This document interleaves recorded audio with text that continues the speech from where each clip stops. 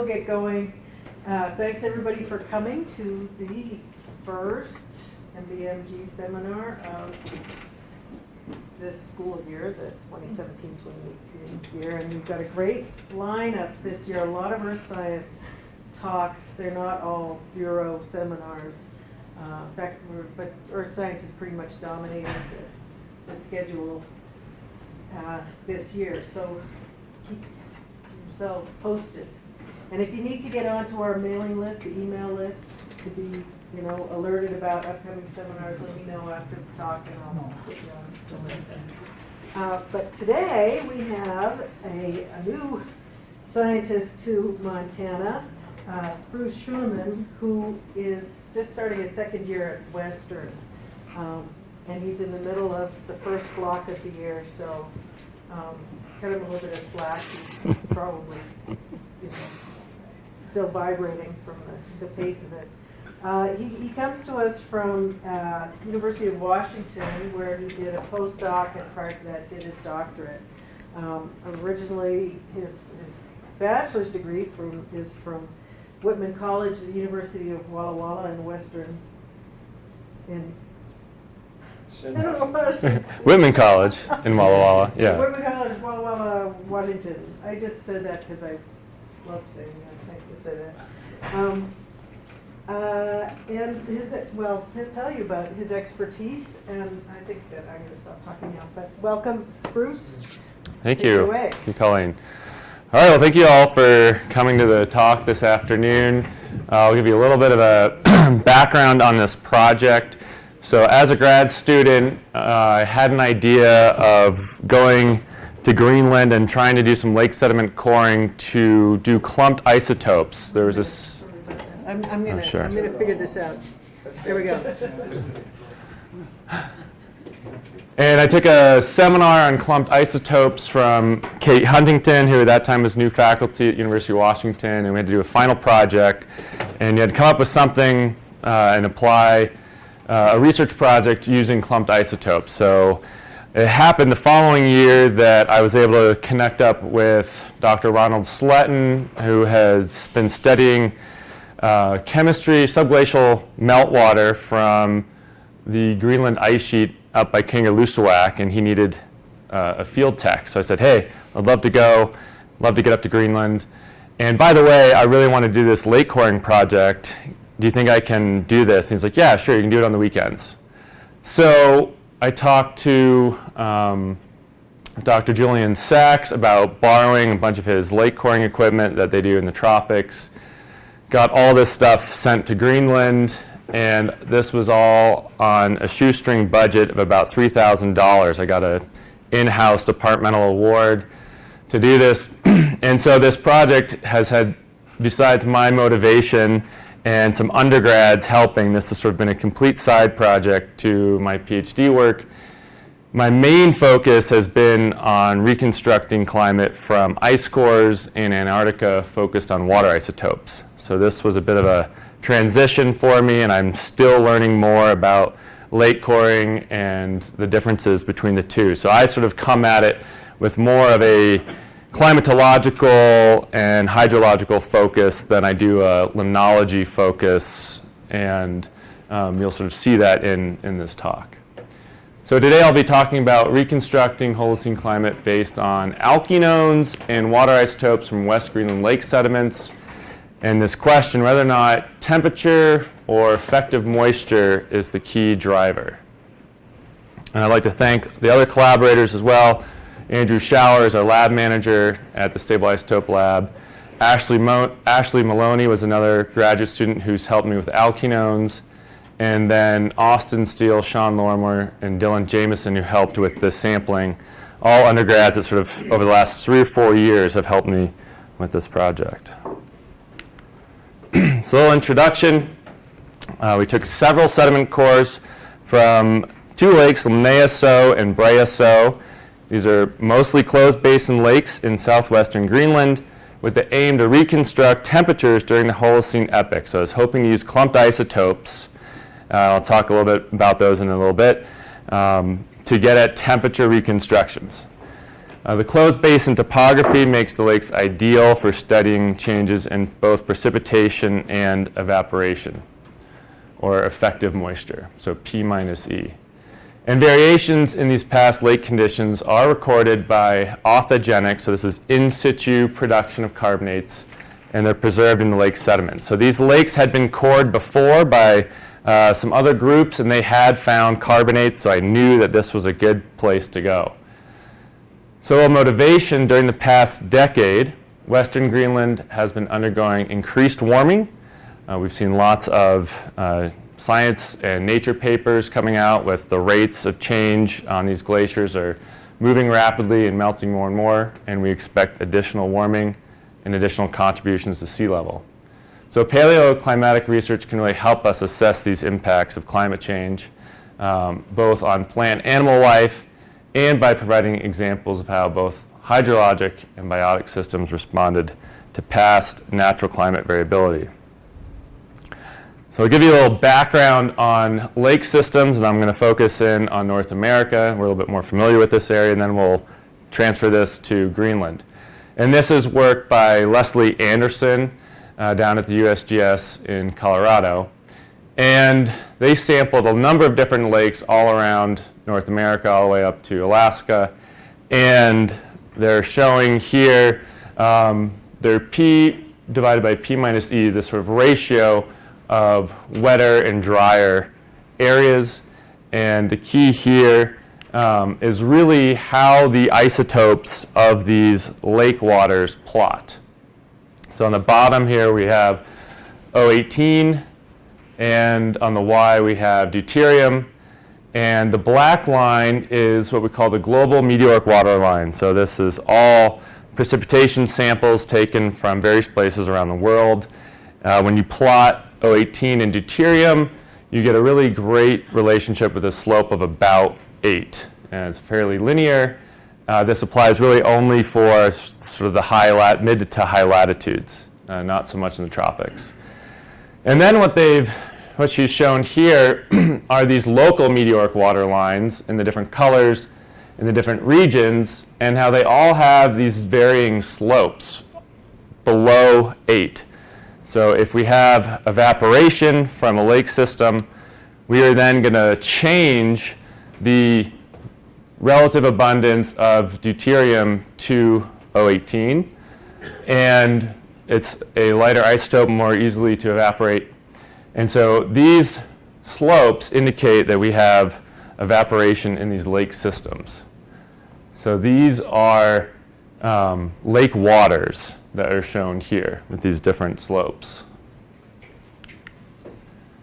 And then in this paper from Leslie Anderson, she breaks it down into 3 schematics of the different systems that we can have. So we can have A up here, which is an open through-flowing system where the lake O18 is minimally fractionated by evaporation and reflects the precipitation O18 that's coming down in meteoric water. And in that case, most of the lake O18 is very similar to the global meteoric water line. It's going to plot close to it. Then in case B, in P minus E systems, lake O18 reflects precipitation O18 and fractionation by evaporation. So in this case, we are starting to move onto these regional evaporation lines.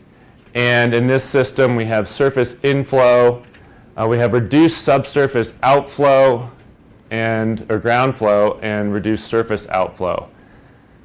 And then lastly, we have these terminal basins or closed basins where all water loss is by evaporation, and Lake O18 is strongly enriched, meaning more and more of the O18 is remaining in the water, more of the oxygen-16 is getting evaporated, so we get this enrichment in O18. And in this case, there's really no outflow.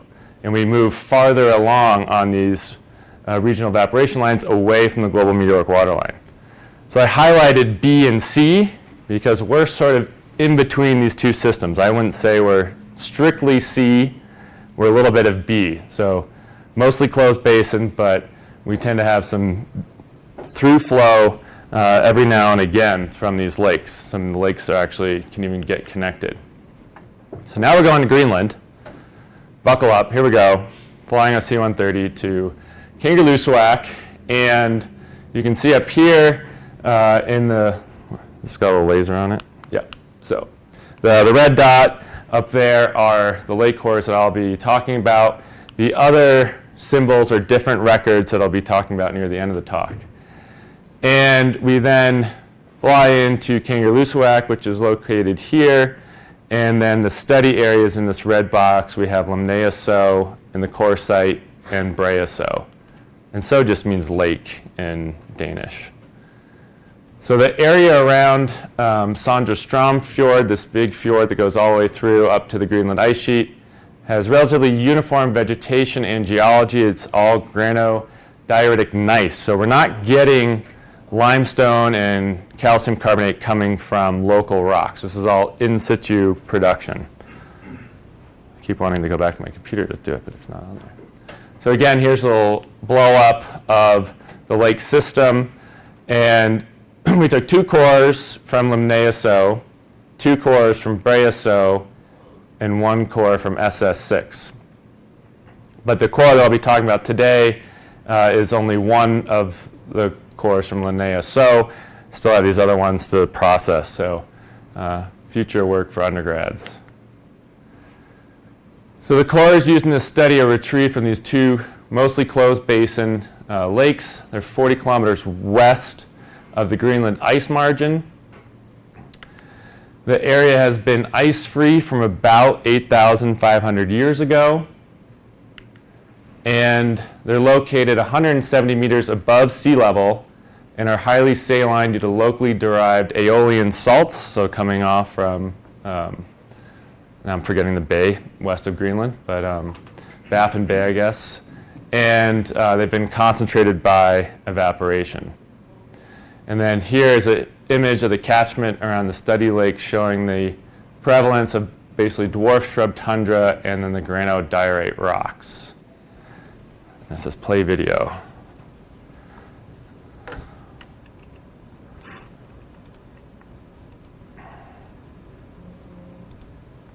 Little time lapse here.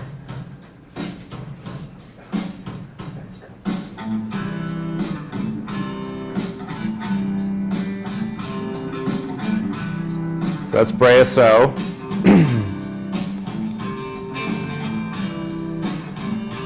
And this is another graduate student that's working with me.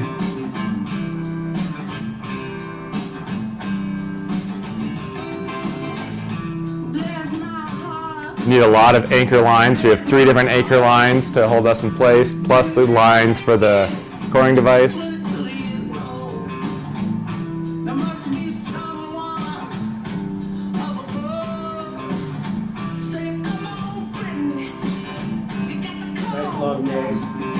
Yeah, we worked till about 11:30 midnight.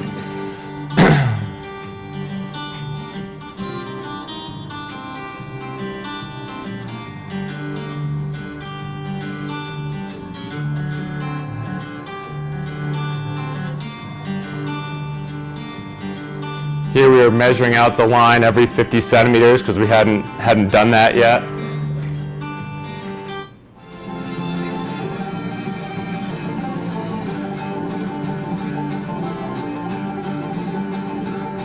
So we ended up mapping the lake to try to find the deepest spot just with a handheld depth sounder.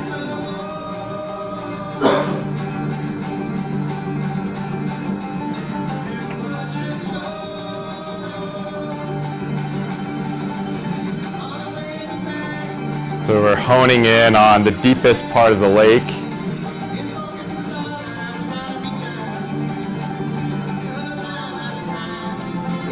That was a really late lunch break. And we don't have pictures of us coring, but these are what the cores look like. They're not annually varred, but very nice layering throughout. And then that's glacial clay at the very bottom. And that was around 11:30, packing out the cores. Did you just push that pipe into the mud and bring it out? We use the percussion core, and so once it makes contact with the surface, there's a little slide hammer, a little weight, and you have a little string at the top, and so you're raising that up and down, slowly pounding it down into the sediment. It's called the universal percussion core. And then this is limnaeoso.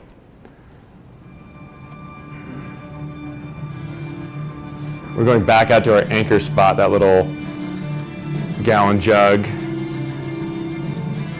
So here we're coring, we're lowering it in. Here I am pulling up and down on the slide hammer.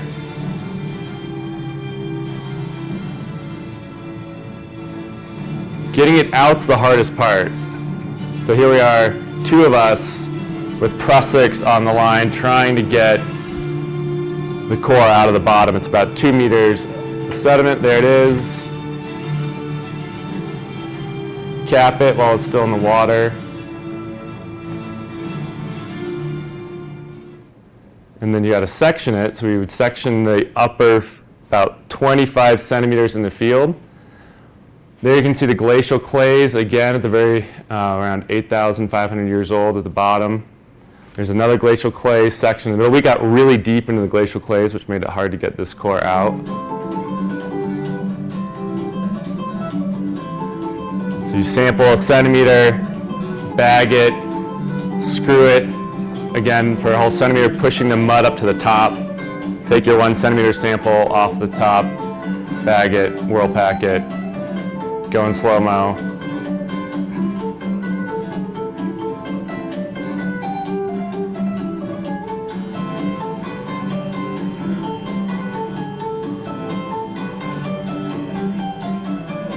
Cap it. And you cut the bottom off. And then hike 5 miles out with all these cores and the coring equipment. And the boat. And the boat. We had to go back to the boat. Don't forget the boat.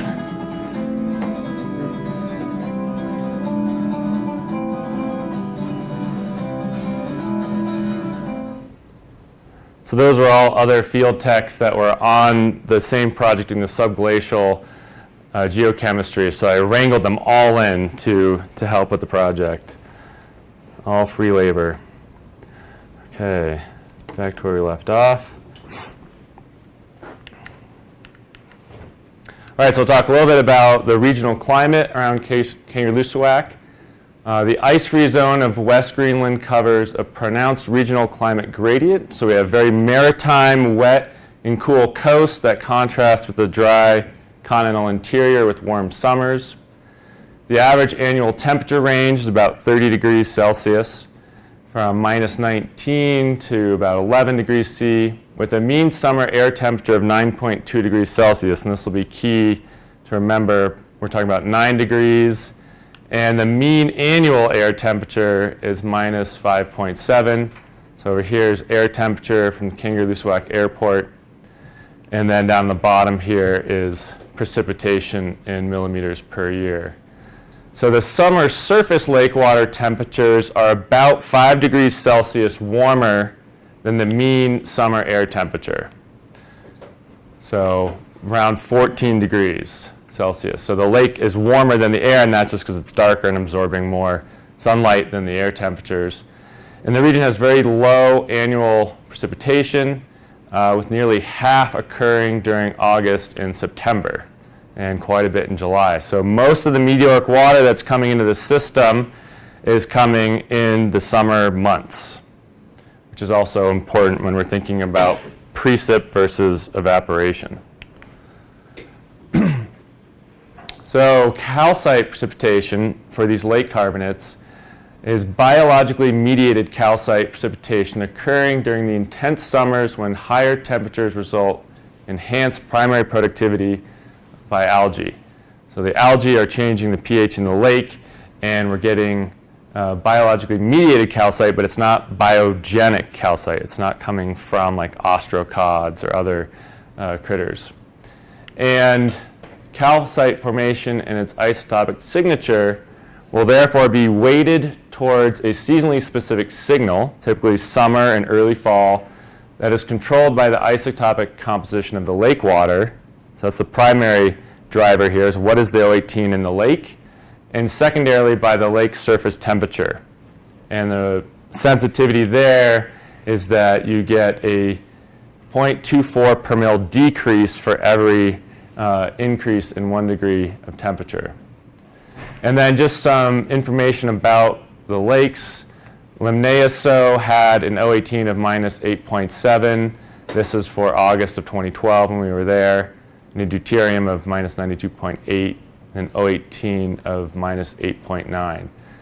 So the lake waters are a little bit different than the meteoric waters, and we're not quite there yet, so I'll get there in a minute. But remember, the lake waters are around minus 9 per mil in O18. So then for radiocarbon dating in our chronology, we established 8 accelerated mass spectrometer radiocarbon dates of bulk sediment, which we sampled roughly every 20 centimeters. These radiocarbon dates were calibrated to years before present using the Fairbanks calibration curve. There's other curves out there, but we used this one so we could compare our data with previous research that had been done on the lake. And 4 dates were used from neighboring Breaso, these ones over here, for the upper 45 centimeters. So this is our depth age model. And we didn't find any macrofossils in the Limnaea core. So that inhibited the determination of a carbon reservoir age for Limnaea. So some of that water is so old and it's so deep that it's not circulating with the atmospheric CO2, and we have old carbon. So we've used a reservoir correction of 360 years from Billy D'Andrea's work in 2011, and these lakes are right next to each other. So that should account for that. We use a simple linear fit between the calibrated ages to get our age model. Our deposition rate is about 1.2 centimeters per 100 years. So we tried to section the core at either 0.5 centimeter or 1 centimeter resolution, depending on the visual stratigraphy. So if we saw a section that was lighter colored and was only 0.5 centimeters, we would sample that to try to keep it as its own unit, and then sample sectioning varied as we went down the core, trying to get this 100-year resolution. And then the samples were freeze-dried and homogenized by mortar and pestle so that we can then run them for analysis. So we ran traditional isotopic analyses for O18 and C13. So we did total organic carbon, inorganic carbon, and therefore we were able to estimate our percent carbonate in the samples. And the samples were then prepared for C13 and O18 analysis on a Kiel carbonate system, and then ran on isotope ratio mass spec in the lab. And then the other part that I mentioned earlier were these clumped isotopes. So we have a clumped isotope line at the University of Washington. I was able to get access to it for a very cheap amount for running samples if I ran them, the grad student rate. And we ran a number of samples that we thought would give us information of sort of before an abrupt change and after abrupt change. So we're looking for little step changes in the O18 record to see if we could get a nice temperature change at these abrupt periods. And we ran all these samples in triplicate, and we had a lot of problems because we had such low percent carbonate that to get a really accurate number, even with the triplicates, we would have so little carbonate that the amount of gas that we could run off the samples was questionable at times. But we did get some numbers, and I'll talk about those. I won't be showing the data, but we averaged all the data in the end. We couldn't discern any abrupt changes between before and after these abrupt climate events. And that's just, the method has got its limitations. It's about a plus or minus 2 degrees C, so we weren't able to detect anything. But the average temperature was 9 degrees Celsius. So we'll come back to that. So, modern lake water isotopic composition. So to do paleoclimate work, we have to understand the modern system as best we can before we start to go into the past and interpret it. So we want to have some sort of baseline of what the system's like now, and then everything is relative to that. And we were only there for one summer. We didn't have a huge sampling campaign throughout the summer, so this is sort of all we've got to go on. So the present day isotopic composition of the lake water can be used to determine the composition of the O18 in the calcite that is precipitating during those summer months. So then this modern day O18 value, calcite value, can be compared with the O18 calcite data from the core top, and as a result we can then infer climatic conditions in the past compared to those from today. So if we assume that carbonate precipitation is occurring during the warmest months, July and August, maybe even into September, when the lake surface temperature is sort of 14, 15 degrees Celsius, and the present day lake water is minus 8.7, the range that I've seen in literature is anywhere from minus 7.5 to about 10. Then the calcite precipitated in isotopic equilibrium, we're assuming things are in isotopic equilibrium, our modern water would have an O18 calcite value of minus 6.9 per mil, and that's on the VPBD scale. So this is lake water relative to VSMO, and when you see values here for calcite, we're on the scale of VPDB. So lastly, the O18 values of calcite in the core top sediment of Limnaeoso average minus 5.3, which is in pretty good agreement with our expected value. So this is what we expected. So this may indicate that the lake water O18 over the past few decades has actually been more enriched than at present. So we would expect it to be a little bit more negative, and so when I say enriched, I mean less negative. But it's in pretty reasonable agreement, and again, we're thinking about this closed basin system. So there's very little data available for water isotopes from precipitation, even in Greenland. There's the GNIP, which is the global network of isotopes and precipitation. There's only a few sites. There's Thule, which is way up north. Then there is Nuuk, which is sort of central coast of Greenland, south of Kanger.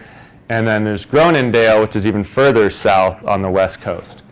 So if you look at Groenendael, which is one of the only places that has monthly value for precipitation, we have O18. That's somehow gotten really weird, but that's MAC PC stuff. So this is O18 on the Y, and these are the monthly values. So minus 14.5 up to about, in this case, around minus 9.5, and then back down. So this is what we would expect the precipitation to be, and especially in June and July and August, when we get the most amount of precipitation that's coming to our site, we would expect a meteoric value of minus 11, minus 12. So this is what's raining down in our basin in July and August, is around minus 11 to 12. And this plot is, again, more of the GNIP station data. Again, O18 on the X, deuterium on the Y, and I've now plotted all the station data. So Nuuk only has one data point. It's 1991. Groenendael is shown up here in red, and Thule in black. And so as you get farther north and you get colder, you get more depleted precipitation. So we're getting more and more negative as we go north. And then the blue line is the average fit of Thule, and we have a slope of 7.3, so very close to 8. And Groenendael's got a slope of about 6.4, It's a little bit lower, and this is because it's so close to the ocean. It's right next to the ocean, and it's just getting maritime precipitation. Now, the two little, the magenta and blue, are the lake waters that we measured in that August. So you can see, I sort of tried to draw in my own regional evaporation line. We have come off the global meteoric water line a little bit, and so that's why I'm saying that we're sort of in the B and C. We're not completely closed basin because we would be a bit more enriched than we are. But this gives you a little comparison to what I showed you before from Leslie Anderson's plots. For some reason, I think I lost this slide, but maybe it'll come back at the end. So yeah, this is coming back to that, okay, well, maybe we are more of a P minus E system based on where we are along this regional evaporation line. Really, when we would have to go back during other summers that are quite a bit drier, maybe had more evaporation, maybe go a little bit later in the season, maybe in September, and see how far this regional evaporation line goes. We really don't know what that slope is. And stop me at any time if you have a question. Feel free. All right, so now we're back to the lake cores and what is in them. So when we look at the clumped isotope data, we get an average carbonate formation temperature of 9 plus or minus 4 degrees C, which suggests that lake carbonate formation is occurring in these warmer months, probably June, July, August, maybe September. This is somewhat lower than the measured August lake surface water temperatures that I showed you. In August is around 14 degrees C. So we were thinking we would get 14 degrees plus or minus a few degrees. But remember, this is average, over 7 or 8 data points, and we're assuming carbonate formation is happening in the summer months. It's a pretty good assumption. Another difference here may be that the carbonate formation is occurring within the upper 2 to 5 meters or even 10 meters of the water column, where we were measuring right at the lake surface. So we were getting a lake surface temperature, but you'd imagine carbonate precipitation occurring somewhere in that upper 10 meters of the photic zone. So that might be a reason for that lower number. Okay, so the results, and hopefully you can see these, and they're all sort of packed in here. Okay, so starting here on the bottom, we have the 018 of calcite. So this is from the sediments. We have time on our X here going back to 8,500 years ago. Then in blue are the actual samples, and the light blue is a 3-point moving average. And then we have delta 13C of the calcite here. And then up top we have, this is the carbonate percent. So you can see we've got some pretty good carbonate in the upper section of the core, but then after about 4,000 years we're really low, and it just keeps dropping off. And then we can't make any more measurements after about 8,500 years. We have more core, but just can't get more data. And up top here we have magnetic susceptibility. And to interpret this data based on the literature that's out there, if you have higher magnetic susceptibility, that's increasing glacier size and activity. So things moving and eroding and creating more exposures of iron and other iron-bearing dust.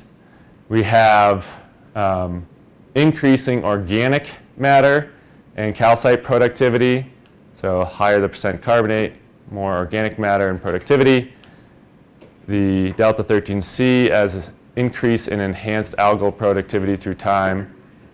And then lastly, if we stick with the P minus E interpretation of the calcite, if we have more negative values or more depleted, we're assuming it's sort of warmer and wetter. So we're having more precip and less evaporation. So precip is winning out if it's lower, And as we get later in the record, we have even less negative numbers, so we have more enrichment, stronger evaporation, and cooler and drier is how we're interpreting these. Now, we can compare some of this to some of the other records. So, all right, these were the key findings that I just told you. I got way ahead of myself.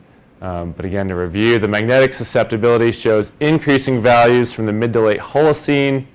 Again, this is indicating more glacially derived dust, most likely wind-blown off the ice sheet. So the ice sheet has actually probably been advancing from where it was in the early Holocene. And then at some point after the mid-Holocene, it starts to move back again. But again, it's never coming over our sites. We're not overriding our location after 8,500 years ago. The carbonate percentage shows close correlation to the delta 13C values.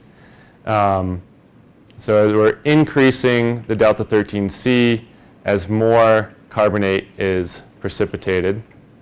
So this is likely due to increased biomass in the lakes.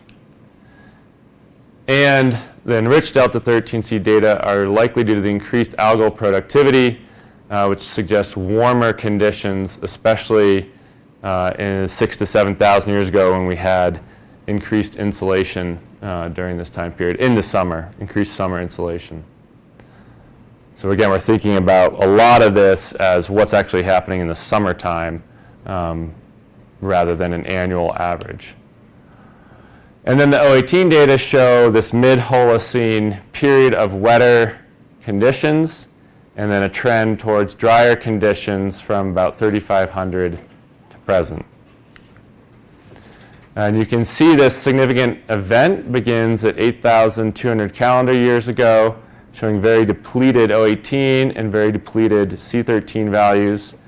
Work from Richard Alley and others suggests that the climate was much cooler and wetter during that time period. It's called the 8.2K event in paleoclimate research, likely linked to the outburst of Lake Agassiz. So the major flooding of cold, fresh glacial water into the St. Lawrence Seaway and then up out into the North Atlantic by Greenland, causing a lot of ice to form and a major cooling. So we think we're capturing this in our record. All right, so now I'm going to compare to other Greenland lake records. And again, this is a little hard to see, but I'll try to take you through it. So this upper record here is red, is Brea-So alkenones. Alkenones are a fatty lipid that can be measured and converted to a temperature. And I'll talk a little bit more about them at the end of the talk, some of our future work that we're trying to do. And so this record is showing a temperature, and you can see some pretty big temperature swings of from 4 degrees up to almost 9 degrees, and a high peak here back around 6,000 years ago. And this record was really what motivated me to want to go to Greenland and try to do clumped isotopes. When I saw this record, I said, wow, that's 12 down to 6. Geez, let's do clumped isotopes on that and see if we can vary the magnitude or verify the magnitude of that record. That seemed really large. So my hope was to either confirm this large drop in temperature and some of these other large abrupt changes with the clumped isotope method, but we were unsuccessful.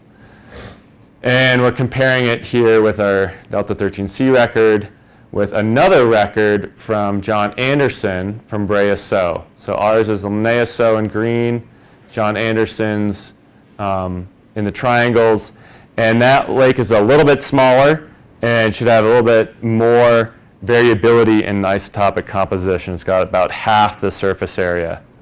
But we agree very well with their record. There's a lot of similarities.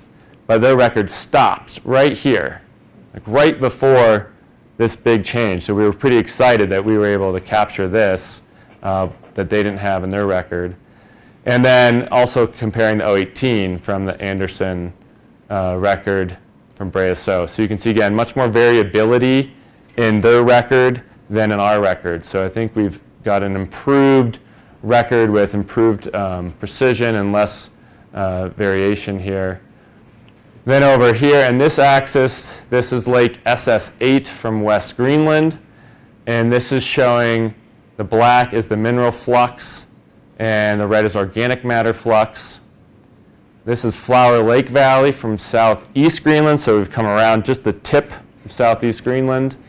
And this is the delta D of alkananes. I'm not going to go into all of these. And the last one here is from North Lake, and these are July temperature anomalies based off of chironomid 018. So this is like the shell fragments of little midges. And they have a very different sort of, they have warmer here, which we have assumed is warmer and wetter, and then they get a cooler as they go through time, and we have interpreted this as our cooling and drying through time. And then it's always nice to compare to some of the Greenland ice core records, which is what I'm more familiar with. And there's a lot of great data from the ice sheet, but remember the ice sheet is up at 10,000 feet, and we're down at 170 meters above sea level. And you have very different climates and weather patterns. So it's nice to compare the two. So up top here we have the Agassiz core from Baffin Island, so just across from Greenland, and the 018 of the ice. So again, this would be the meteoric water that's fallen as snow and compacted, turned into ice. And as we had to get this long decline in 018, this would be a cooling. And these are actually melt percent. How many layers in the ice core show melt events where it got above freezing up at Agassiz? And so you see much higher frequency or percent of melt events early on in the record and a decrease through time. And then right here at the end, you can actually see some anthropogenic derived increases of melt rate. This is documenting our warming climate. In this record here, we have the Grip ice core, and in blue is actually borehole temperature, where you stick a sonde down the borehole, and as you go down in time, or in depth, you're going back in time and measuring direct temperatures, but your precision as you go back in time is dampened due to diffusion of each of those layers. So the temperature is diffusing and getting much more smoother back here and much more bumpy in the more recent time, along with the 018. And then this record here is the Greenland Holocene temperature reconstruction by Bo Vintner. This takes all the Greenland cores and plots them as an average, and they've come up with a temperature anomaly based on the 018 of the isotopes. And shown in red is our June 21st insolation anomaly, so 40 watts per meter squared warmer in summertime in Greenland and decreasing through time. So much of these trends can just be explained by the changes in insolation forcing that we see for the summertime. And then again, the comparison of our record with these other records. Be nice to have another proxy that can really tell us about wet and dry. I think our proxy is working pretty well, but it's a little bit harder to say about whether it's warmer or wetter. So we can use ours really as a proxy for this P minus E, where we can use, these records are all more for temperature. So it's a decent comparison to expect these cooler temperatures based on all the other records and warmer in the early Holocene. And now we're saying something about it's more wet and it's drier. So final conclusions, the 018 isotopic variations in these western Greenland lakes appears to be due to shifts in precipitation and evaporation, this effective moisture balance, rather than large temperature variations which were suggested by those previous alkinone studies. So we expect very little fluctuation in the 018 based on temperature dependence. That was sort of the second order. The first order was lake water 018, And the second order was that 0.25 per mil per degree C dependence on temperature. Greenland ice core records suggest a general cooling throughout the Holocene epoch, which may correspond to the drying trend as suggested by our 018 data during the mid to late Holocene. Third, although our mid to late Holocene record for the margin of West Greenland suggests cooler and drier conditions, other records of decreased fire frequency during that time period could be interpreted as cooler and wetter. So there are some discrepancies out there. We've looked around, so some of the fire records are showing lower fire frequency during the late Holocene. So this is, again, trying to unravel these questions. Much of this work, though, is based off, there's not trees in Greenland, and most of this work has been based off of areas in northeastern Canada. So there could have been some differences just between those two areas. So for future work, where we're at this point, we wanted to go back and try to look at the alkenones in the lake to see if we could reconstruct the same changes that Billy D'Andrea had from Brea So. So one of the benefits of the Limnaea So is it's much larger in area, and this might provide a more consistent and reliable alkenone-based temperature estimate that extends beyond the 8.2 K event, which their record only went back to 6,000 years. So alkenone-based temperatures, we've produced a time series based on measurements of what's called the alkenone unsaturation index, or UK37. This is a well-established method for constructing lake and sea surface temperatures from sediment cores. And the alkenone producers in Brea So and likely Limnaea, they're right next to each other, are a newly discovered member of the algal class Haptophycea in bloom between mid-June and mid-July. So this is work that Billy D'Andrea did. And over here you can see this is the UK37 plotted on the X and temperature, and they have gathered all of these different alkenones from,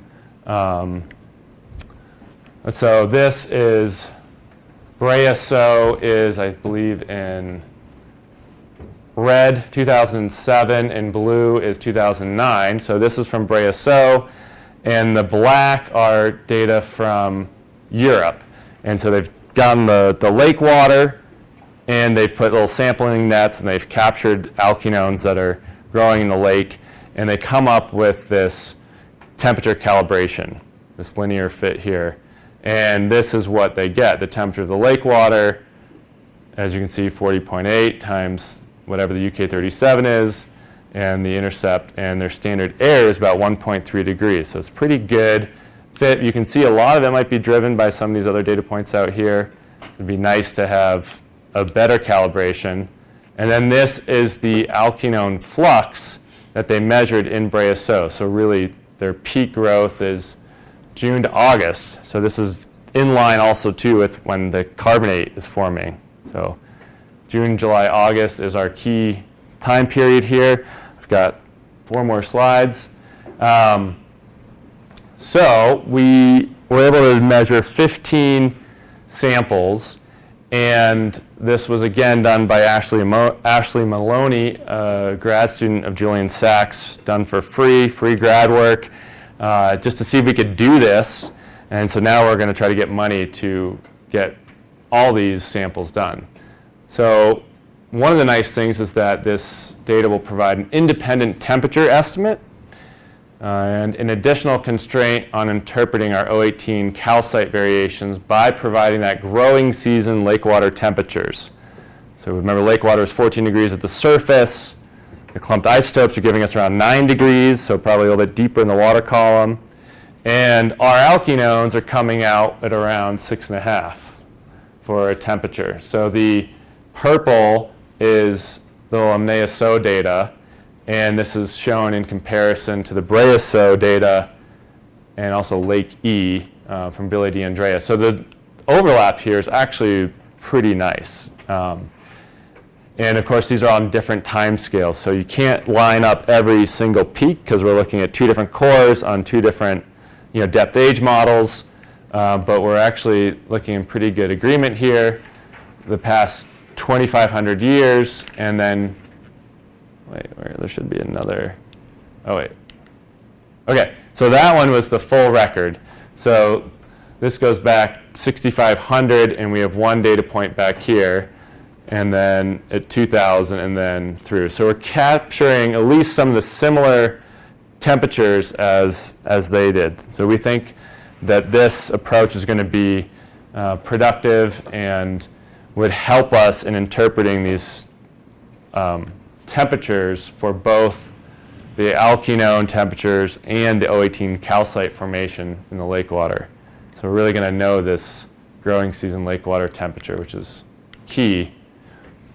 So the last bit of this is, okay, we've got all this information about the O18 of the lake, but we want to connect it to climate. What we really want to know is, what has that mean annual air temperature been in the past? Right? I've told you what the O18 of the calcite is, but how do we get to what really matters? So up here we have the alkene lake water temperature estimates, right, are really valuable for the calculation of the O18 of the calcite, so that we can then convert to the O18 of what the water was. So we're going to be backing out. We go from the calcite, what was the lake water O18? Okay, that's driven by precipitation and a little bit of temperature, right? Temperature's driving what those precipitation values are going to be. So what has been done, this is showing in very faint gray a model called REMO ISO, and then station data in the squares, and temperature on the X and O18 on the Y. And we get this relationship of about 0.8 per mil per degree C. And we would call this a transfer function. And so this is for all of Greenland, but then you can see spatially this transfer function varies based on the model that they're using. And we're over here in western Greenland, so we have a value of around 0.8 per mil per degree C. So if we have both the alkenones and the O18 of the water, we have these two potentially independent temperature estimates, or the O18 is going to instead be driven by evaporation and precipitation. So we're trying to figure out which is which. And so we can see, okay, well, if the alkenones are only changing a degree, then we can constrain, okay, well, the rest of the variation that we're seeing in the O18 of the lake water has got to be driven by P minus E. So our alkenones are going to be this sort of way to help us limit how much of the variability we see in the O18 of the water is temperature, and the rest we can explain by these shifts in effective moisture. Last point here, some of the other work that's been done for transfer functions was they try to get the lake surface temp to the air temperature. And one way that they've done this, they're assuming, again, carbonate formation in June, July, August. They've put this northern hemisphere Arctic lake database together, and they've done a transfer function for these different seasonal mean lake water surface temperature and mean annual air temperature. So an example here, they've looked at all the June, July, August mean lake surface temperatures. Remember, we were at 14 degrees Celsius. And they've looked at all the modern annual air temperatures, and you can get a transfer function here. So if we go up to 15, we're at about 5 degrees. Or in this case, when I did the math, if we'd use 10 degrees C, the mean annual air temperature is minus 4.7 degrees Celsius. And that agreed really well with the value for Kangerlussuaq, the mean annual air temperature being around minus 5.9 at the beginning. So if our lakes carbonates, those clumped isotopes value, we got a 9 degree C value, and the alkenones are giving us around 7. We're pretty close to getting the modern mean annual air temperature out of these records. So that's the end of my talk, and thank you for sitting through a whole lot of isotope talk. So if you have any questions, please go ahead.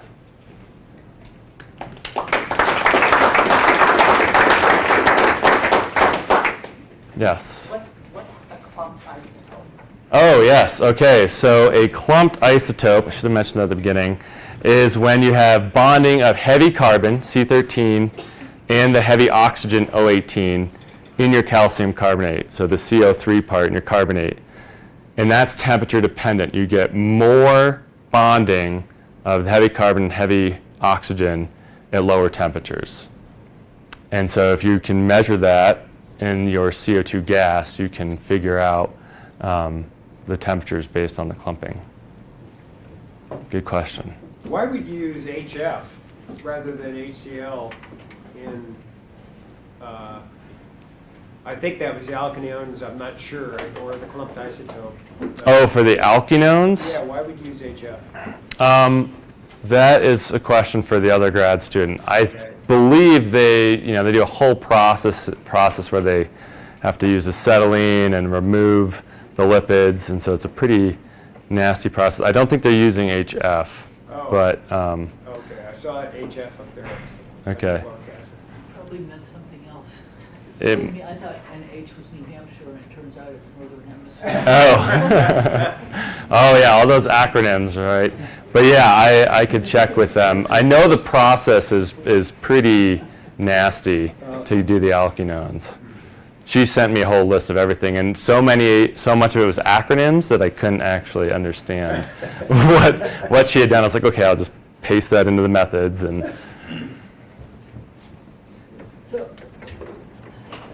So it's really a very interesting study, but somehow it seems to me quite, beautiful, but very difficult to do, I'll say accurately, because you're capturing these samples.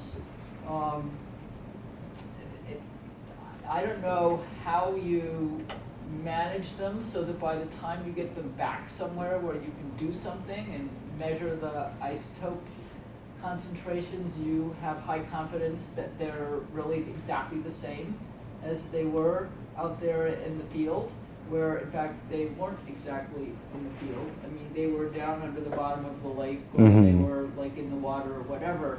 Could you talk a little bit about the method and Yeah, all the way, yeah. and how many days or weeks or months does it take from the time you're out there until the time you can make wonderful graphs like that? all right, well, I'll talk about both of those sort of time scales and any challenges. So the time scale, those cores, once you have them, we carried them back to Kangerlussuaq and we put them in a refrigeration unit. So as long as you keep the sediment cores refrigerated, the isotopes are not a concern. It's more of some of the organics that can decay over time. Once there, they were then flown back to Schenectady. So they were there for about a week. And then from Schenectady, they eventually, about a month later, we got them out to the University of Washington. So they kept them there in a cold room. But the advantage with the cores, unlike ice cores, if they thaw out, you're going to affect your isotopic values with an ice core, especially on the surfaces of the core. But with the calcium carbonate, it's very stable. It's not reactive. And same with the clumped isotopes. The real issue with the clumping is when you dry the sample. You don't want to heat up a sample, because the more you heat it up, eventually you can get some of those carbon, those heavy bonds to break. And that's why you can't just stick it in a drying oven at 800 degrees or 600 degrees and bake it off, after you've acidified it to remove some of the carbonate. So you don't want to acidify it, because you're going to lose your clumped isotope stuff. So you really have to keep everything low temperature, put it in a freeze dryer, and that's how we dry our samples. So that's the really key thing, is that if you want the isotopes, you got to keep out the heat and freeze dry all your samples. And then So we felt pretty confident in all the data, and the really nice thing was when we compared it to other data from other groups, that our data looked better than their data, and they were sort of right on top of each other, which was really gratifying, especially when I had a bunch of undergrads helping me out, and I'd never done it before. So I was, okay, well, let's do total organic carbon. I study water isotopes and ice cores. Let's figure out this method, and we would go talk to the folks at UW and say, how do you do this best? And so I think the biggest challenge was the fact at the very end there, our carbon dates got us back to almost 11,000 years. But then we were getting to these glacial clays, and there was no carbonate to be measured. So we can't measure the O18, we can't measure the C13, we can't measure the clumped isotopes. We might be able to measure some of those alkenones. They might have still been sticking around, right? Because they are not dependent on carbonate. So our core goes back 11,000 years, which is pretty exciting, into those glacial clays. So at some point, it was probably just a very shallow basin right next to the margin of that ice sheet, and was just filled with lust, just glacial dust, just blowing in, and you get that thick glacial clay that built up on the bottom of those lakes.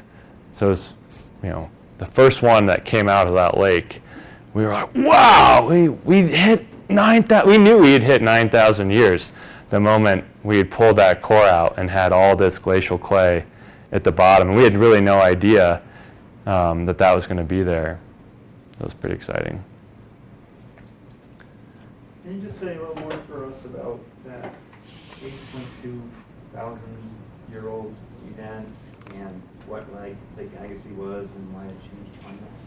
Yeah, so as the Cordilleran ice sheet and the Laurentide ice sheet were melting away, driven by insulation forcing, you got a large lake in the area basically above the Great Lakes that was a glacially dammed lake as that ice sheet was pulling back. And it was such a huge lake, it formed along much of the margin there of the ice sheet, and eventually it overtopped the moraine and had a large outburst flood that went, there's still some disagreement about where it's gone, but most people believe it's gone out the St. Lawrence Seaway and into the North Atlantic and into Baffin Bay around Greenland. And all of that fresh water, one, it has an isotopic composition similar to the glacial ice, so down around minus 35 per mil. So it has an isotopic signature attached to it, and then that fresh water is more buoyant than the salt water, and created a freshwater lens in Baffin Bay. And so that encouraged sea ice growth, which they think quickly affected the climate. All of a sudden you're now capping a water source that provides heat capacity to the margin of Greenland, and also affects the albedo and affects the ocean circulation. So potentially even slowing down a little bit of the ocean circulation for a while, which that will build up heat in sort of the mid-ocean and eventually comes out really quickly. So that's why you get this sort of dip of cool temperatures and then back to warm temperatures, sort of where it was. And if you look at shells all around the St. Lawrence area and Baffin, and get shells back from that time period, you can see this abrupt change in the O18 of the calcium carbonate in their shells, which is just a lot of nice work has been done on that to sort of see this drop off, which was the meltwater from the ice sheet getting incorporated into their shells. All that happened, and then say down in Florida, nothing happened, or? Yeah, it was small enough, a very regional event, and just really North Atlantic and Northeast Canada. They believe there are other melt events similar to that went north out of the Mackenzie River system and up into the Arctic Ocean, and then some of that takes some time to circulate and make its way back out along the eastern Greenland current that goes down the coast of Greenland. Yeah, good question. Were those lakes foggy? What's that? Were they foggy? No, these were really clear.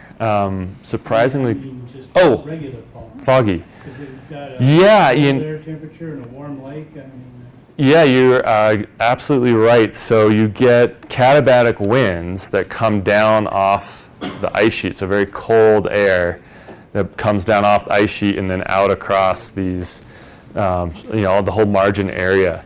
And so yeah, there was fog sometimes in the mornings when we would go out. I don't know how much that contributes to doesn't have anything to do the with moisture balance, but yeah.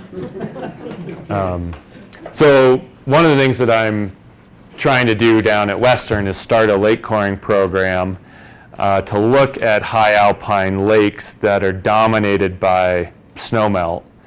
And then you can really start to, so instead of focusing on summer, looking at places that have most of their water from snowmelt, and we would have an 018 value from winter snowpack, and then core the lakes and see, are we getting, things again are forming in that water in the summertime, but most of that water has come from the snowmelt and hasn't had a lot of evaporation until late in the season. So that's what I'm trying to figure out now is like which lakes would have carbonate in them, first of all, that I could go core up at higher elevations that are mainly, got a nice basin above them that's mainly snow dominated, because most of our precip is through the winter, a little bit in May and June, which a lot of times that still falls as snow.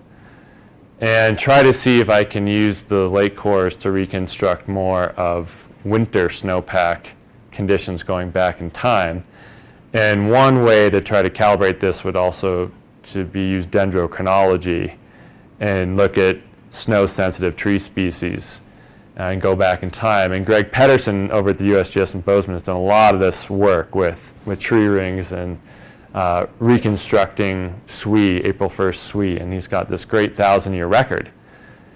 But it only goes back 1,000 years. If we could use the lake cores, which will get us back 10,000 years or even longer, and then calibrate them to each other. Tree rings are year to year, which is just beautiful, where the lakes are some sort of decadal to centennial average of time, right? 1 centimeter was 100 years there. So, we could start to see some of these long-term trends in the lake core records and compare them to the tree ring records with a similar smoothing, sort of 100-year smoothing, and start to really get a sense for, okay, do these systems, the dendrochronology of the basin plus the snow, do those overlap? Can we get a good fit? And then extend that interpretation back in time. So that's something that I'm hoping to write up as a grant proposal and see if I can get it funded on my free time.